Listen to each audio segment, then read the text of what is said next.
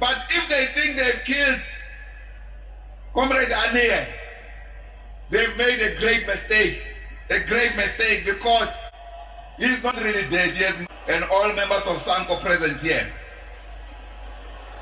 And great Comrade Jabu Mfusi, Commando Mkonde Wesizwe, the People's Glorious Army, the fighting heroic forces of our liberation struggle, those who were prepared to die for the liberation that we enjoy today, that others want to play with it.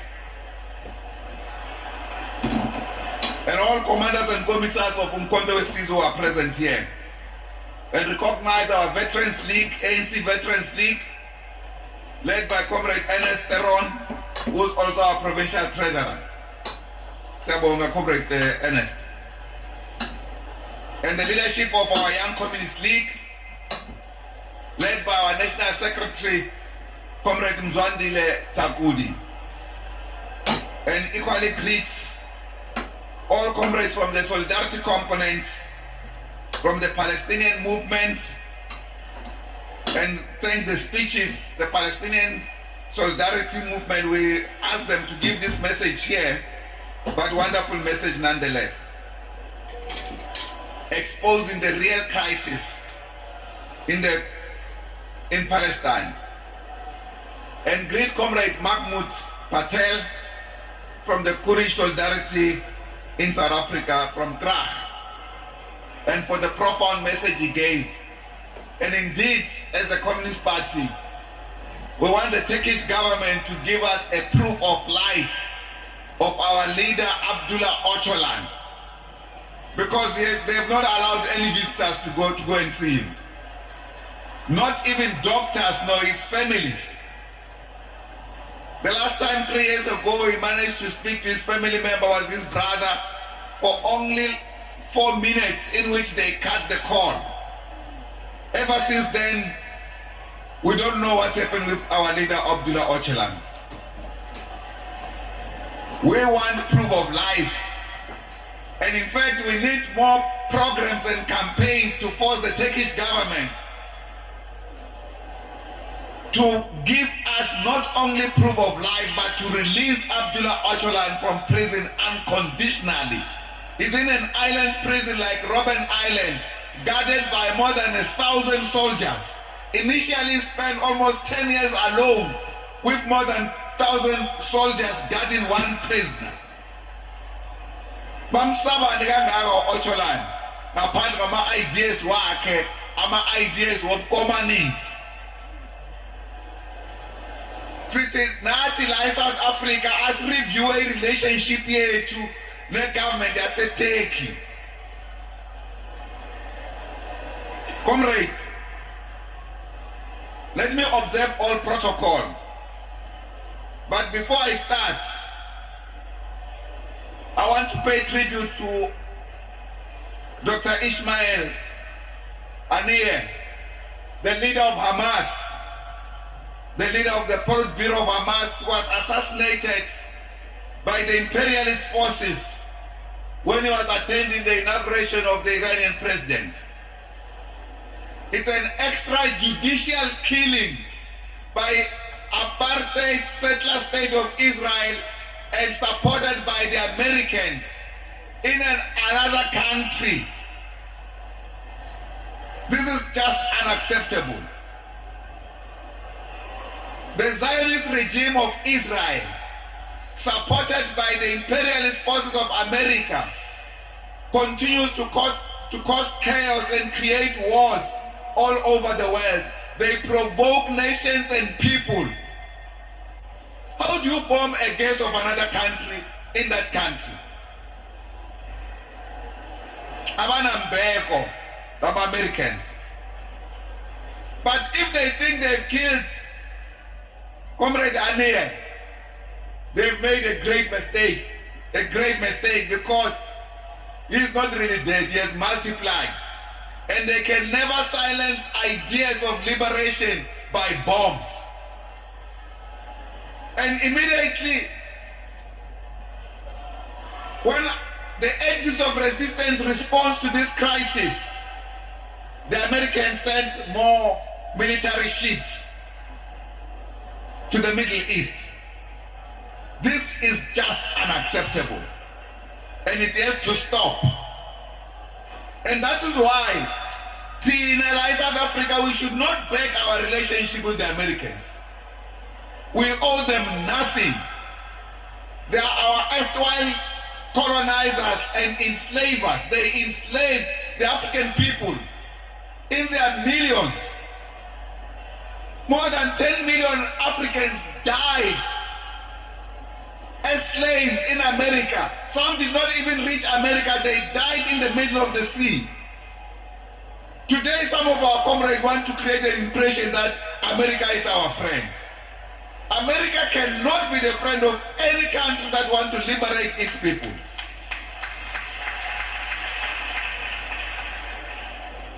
Therefore, we express our sincere condolences and our message of solidarity to the Palestinian people, especially to Hamas and our people in Gaza, who are fending bombs every single day. Now our people in Lebanon, who have been attacked by apartheid settler state of Israel. The provocations against Iran, attacks in Kurdistan by this Turkish regime, protected by NATO and its surrogate states. Comrades, on our anniversary day, our 103rd anniversary of the founding of the South African Communist Party, I want to summarize our message, and I say so carefully, Comrade Benson, because you guys have well mobilized for this event. We want to thank you. Sops, Oku Sops, is among the masses. I know we said, let's have a respectable event, small venue. And you didn't listen to us. You insisted that you wanted to do it your own way, the Western Cape way. Say about Western Cape.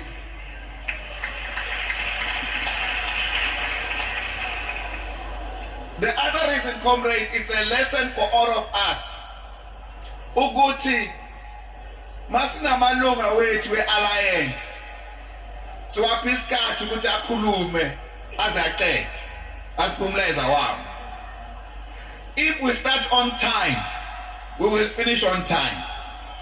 We must not start late and cut our allies from giving messages. Dr. Maswanganye, Ubele Gauteng was in the NEC. He flew just for this meeting. As far as Marafiela said, no, 5 minutes. A fellow fighter came all the way just to come and give this message. As far as Magala said, no, 5 minutes. It's our program. It is a controller. We must run it our way. But because of the media, we should not be chasing ourselves to please the media. Important as they are, because they cover our event and take our messages across. But we are not doing it for them. We are doing it for the people of our country. And therefore, as I recognize this late start, let me also recognize Melissa and give you special tribute today. We gave you a guard of honor, all of us here. Rawon Salaradome, Kiwana Maron. More than 75 years in the trenches of struggle. She's over 90 years now. A lifetime of commitment and dedication to the cause of the people. My comrades, our Communist Party, founded 1921 here in the mother city of Cape Town. This Communist Party was the first epitome of an organization representing those who were exploited by imperialism and slavery of European countries. It became an organization that took up a struggle against colonialism in this country in a much more clearer form, in a context of class struggle. Also talking about its push and a campaign for the implementation of the National Health Insurance. Now, I'm joined now by Mr. Mapaila. A very warm good afternoon to you. Let me start with the criticism as opposed to non-opposition to the government of national unity. What does that mean, and what does the reconfiguration of the tripartite alliance, what does this encompass? Well, the main thing is that we had a choice not to work with the forces that have led us to the status quo of an economic crisis of the working people that we represent, and the forces that have created poverty in this country, the forces of colonialism, the forces of exploitation of our people, the forces that have hoarded the resources of our economy and deployed them outside the country and left some in speculative economy through the Johannesburg stock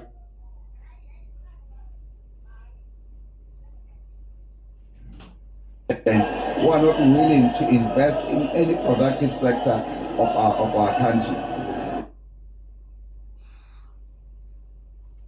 These forces plan to remove us from political office, instead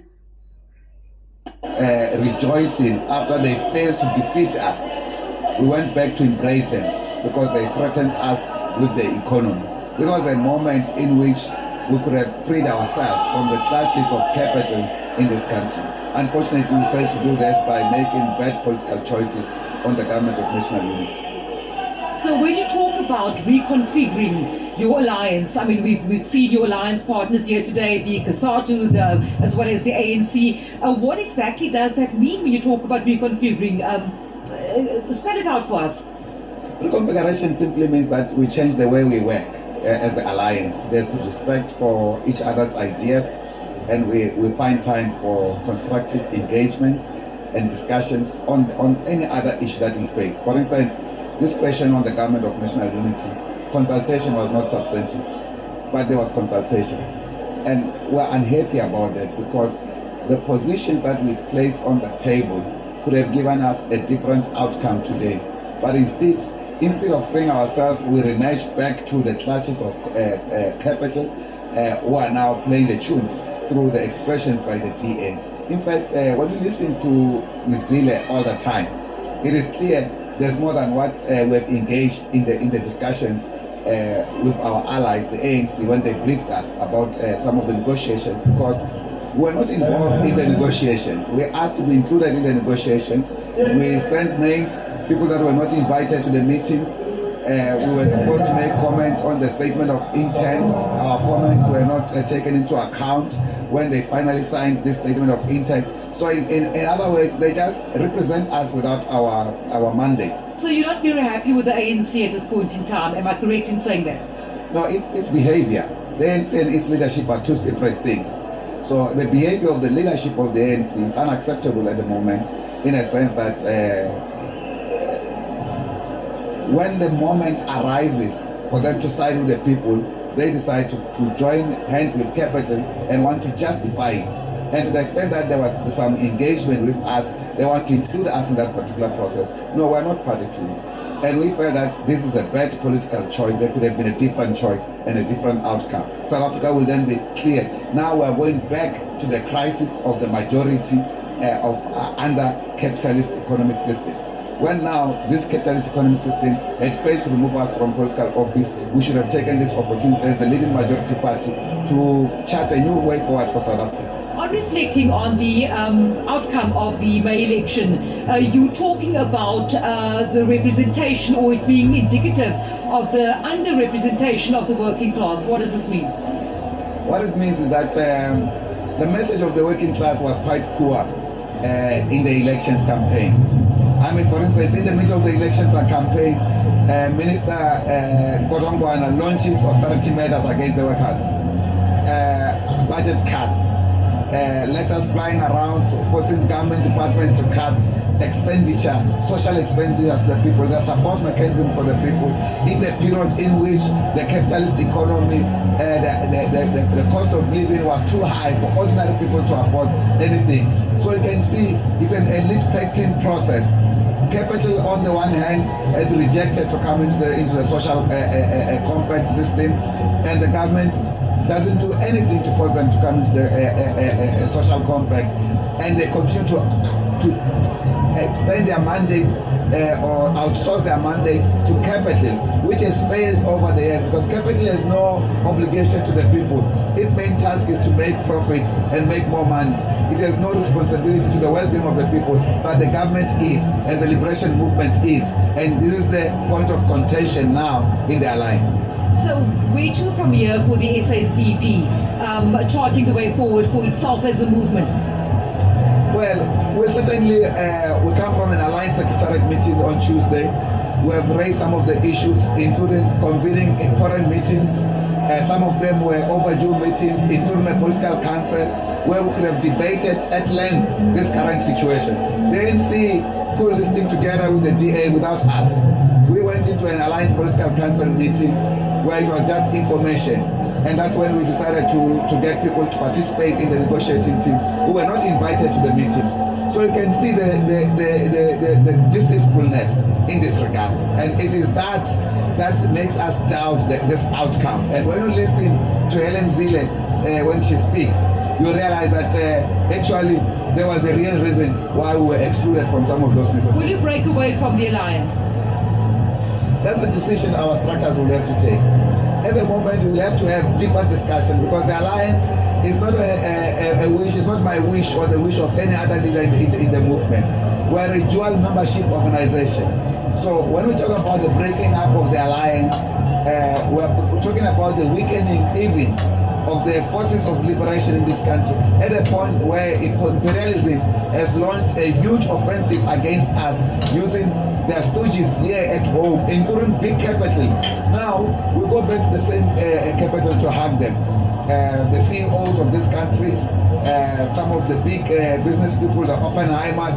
I mean, it doesn't take a rocket scientist to see how they put up this project, the Moonshot Pact, and how they funded it. The Marshall guy and everybody else. You see where their money was, what they wanted to do with this particular transition. So they've lost faith in the liberation movement that is given so much to capital at the expense of the people. Now it was a time for the people to begin to enjoy their freedom and to chart their own way forward. In the next meetings of the alliance, we'll debate these questions. You've also touched on a number of issues facing South Africa, especially the poor and marginalized people. And among that, you've highlighted healthcare, the national health insurance, and you've said that now is the time to implement. So you're starting a campaign, just very briefly around that campaign for the implementation of the NHI.